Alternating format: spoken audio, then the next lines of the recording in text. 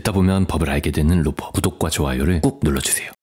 피해씨와 그의 아내는 결혼을 한 지 약 20년가량이 지난 부부 사이였습니다. 두 사람은 슬하에 3명의 자녀를 두고 있었고 알콩달콩 서로 배려하면서 행복하게 살았습니다. 피해씨는 불타는 사랑을 했던 때가 가끔 그리워지기도 하고 또 생각나기도 했지만 대부분의 부부들이 자신들처럼 살아가고 있다고 생각을 했고 사랑하는 자녀도 셋이나 있으니 그런 삶에 나름대로 만족하면서 지내고 있었죠. 아내는 충분히 좋은 사람이었고 또 딸들도 아무런 문제 없이 건강하고 바른 사람으로 잘 자라주고 있었으니 피해씨는 자신이 행복한 사람이라고 믿어 의심치 않았습니다. 그런데 어느 날부턴가 아내가 이상한 행동을 보이기 시작했습니다. 함께 있다가 아내의 휴대폰으로 전화가 오면 화들짝 놀라며 꺼버리는가 하면 전화를 받을 때도 집을 나가서 받거나 조용히 화장실로 휴대폰을 들고 들어갔습니다. 친구를 만나고 온다며 외출을 하더니 귀가 시간이 지나치게 늦었고 늦은 밤에 동네에 아는 사람을 잠시 만난다고 하면서 너무나 과하게 꾸미고 외출을 하기도 했습니다. 피해씨는 아내가 조금 무뚝뚝하기는 했어도 언제나 착하고 좋은 아내 또 엄마라고 생각을 해왔었는데 아내의 달라진 행동들에 조금씩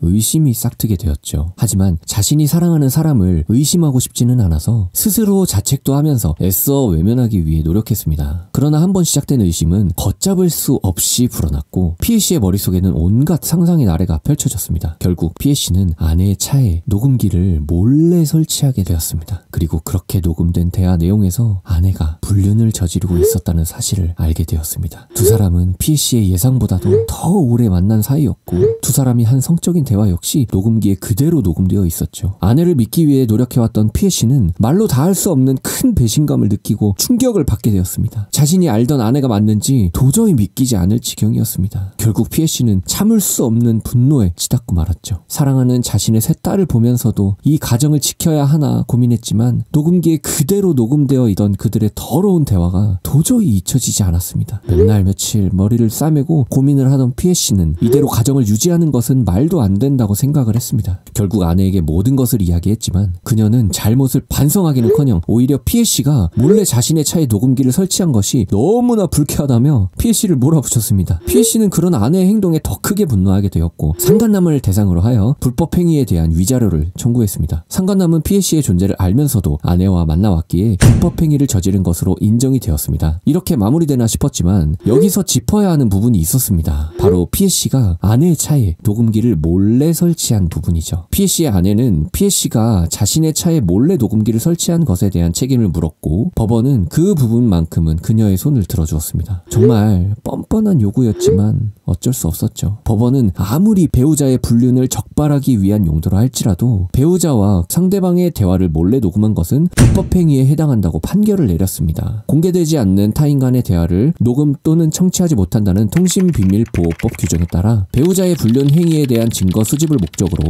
배우자와 상대방 사이에 공개되지 않은 대화 내용을 녹음한 것은 통신비밀보호법을 위반한 불법 행위에 해당한다고 판결이 내려졌습니다. 결국 피해씨와 그의 아내는 이혼하게 되었고 피해씨는 상간남으로부터 위자료를 지급받기는 했으나 큰 트라우마와 상처에 시달려야 했습니다. 자신이 사랑하는 사람에 대한 배신감과 편안하고 즐거웠던 가정이 깨졌다는 허망함으로 피해씨는 당분간 일상생활을 하지 못할 정도로 힘들어했습니다. 아내의 불륜을 증명하기 위해 녹음기를 설치했던 피해씨의 행동, 비록 법적으로 잘못된 행동이기에 피해씨의 행동이 정당하다고 무조건 그렇게 말할 수는 없겠지만 그것으로 인해 불륜이 드러났음에도 불구하고 불법 행위로 인정받았다는 점이 참 안타깝고 씁쓸하게 느껴지는 사례였습니다. 앞으로도 로법을 통해 법을 이렇게 쉽고 재밌게 알게 되시길 바라고 있습니다. 다음 영상에서 뵙겠습니다.